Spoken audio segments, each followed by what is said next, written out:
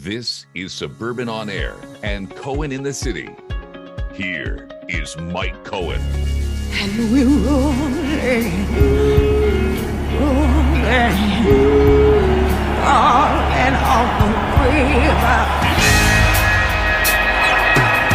Church in house, schoolhouse. You got that gift inside you, that voice. Anybody can rock and roll with Ike tonight. Who's singing gonna blow us away?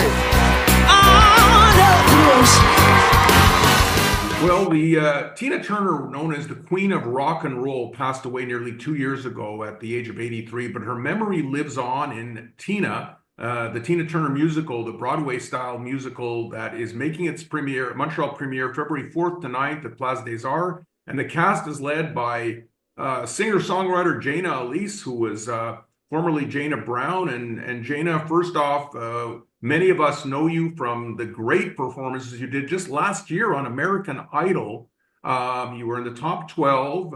Did you ever imagine when you were on American Idol that less than a year later you'd be on a Broadway-style show playing the role of Tina Turner?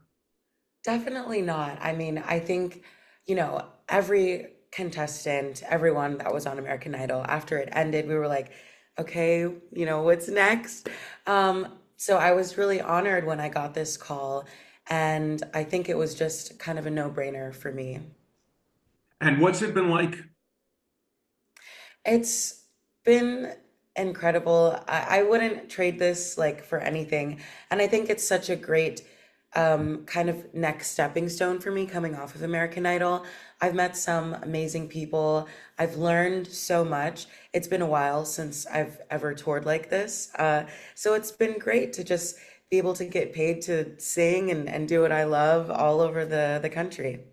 They say for some people, not winning American Idol often is even better than winning it. If you look at Clay Aiken and Ruben Studdard and a whole bunch of others, they finished second, third, 10th. Jennifer Hudson, I believe, as well. But look where you've gone in such a short period of time. Clearly, the American Idol exposure is excellent. Yes, I think that's why I had come back to the show. Anyways, is just because there's nothing like, all those millions of people being able to see you. And obviously, some of those people can give you opportunities like this. So, yeah, I'm just really grateful. What do you remember about being on America's Got Talent when you were only 14 years old? Oh, gosh. I had one of the best days of my life on that show, for sure.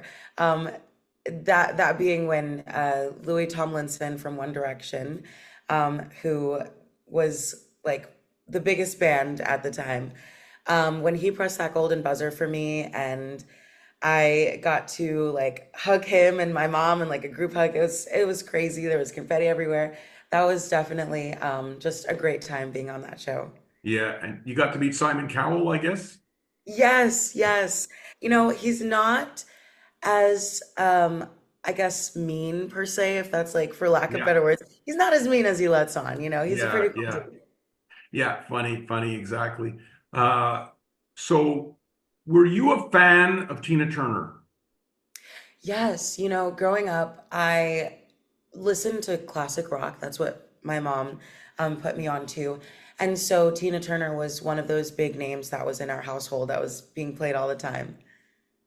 So to be the one on stage, what do your friends and family think now that you're being able to step into the big shoes of Tina Turner?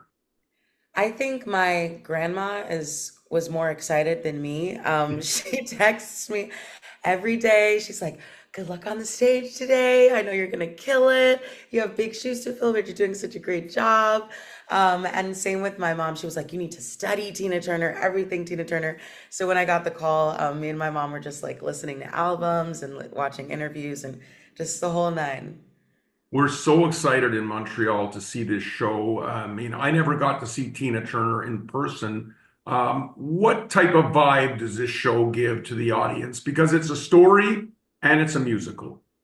Yes, exactly. And, I think it's one of those things where even if you don't know Tina Turner or her story, you can still appreciate the music and the story just of her life. You know, we talk about a lot of things from when she was a young girl to when she was discovered, to her, tumultuous relationship with Ike, unfortunately. But the most triumphant thing about her life and about this story is that, she's able to break free from that and become the Tina Turner that we know and love today. Do you have favorite Tina Turner songs personally? Yes, I think in this show they've kind of morphed as we've gone along. I think right now one of my favorite performances is Private Dancer, just because it's such a, I feel like it's such a low song, but it also goes really high, and it's one of those songs where, you know, Tina was really kind of showing like I'm here again and I'm here to stay, and I feel like that's kind of where it comes in the story and the musical aspect as well. Now, you mentioned, the Ike Turner situation. I saw the motion picture. I mean, spousal violence, it's a problem all over the world. Yeah. And some of those scenes must be difficult for you to play. Yes, and I thought in the beginning that was like the hardest that I was going to get. But I think, as you do things over and over, you kind of have to really train your mind and your body not to let those emotions linger.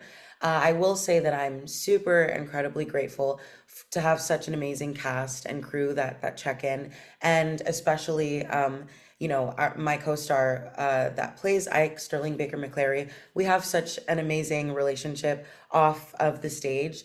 So we're really great at checking in with each other, which I think is important, in dealing with a show like this. What has been the audience reaction to the show? At some point, are we going to see the audience getting up and dancing and singing themselves? That kind of thing we'll see? Yes, absolutely. We couldn't pay homage to one of the greatest performers of this lifetime without having a full-on concert at the end. So I always tell people, wait, don't get out your seats quite yet, because the end is just a real party and a real concert. One of the songs I love that you performed on American Idol, you did a Whitney Houston song, who of course left us as well, and there's been a movie on her, and maybe there'll be a Whitney Houston musical one day. That is like a dream of mine. Like if we're talking like dream roles, if they ever do it on Broadway, I would certainly go for that. That would be amazing to do a Whitney Houston musical. So you're from Washington, D.C., but you've never been to Canada, you've never been to Montreal before, so that's kind of cool to come to a new country. Yes, no, I'm super excited. I've only ever been to South America, so I'm really excited to see our cousin Canada up in North America. And I'm so excited that I get to be doing this show and seeing a new place. Maybe you could speak to your new U.S. president who's trying to make us the 51st state, and after you visit, you'll be able to tell him, Mr. Trump, President Trump, leave Canada alone. Yikes, yikes, yikes. Yeah, we can love you guys from a distance. You guys don't got have to it. You got it. Terrific. Well, we really look forward to seeing you and the show. Information about the show you could read about in the description of this video and at thesuburban.com in our paper. Jayna Elise, thank you so much for joining us. Thank you. Thank you so much, Mike.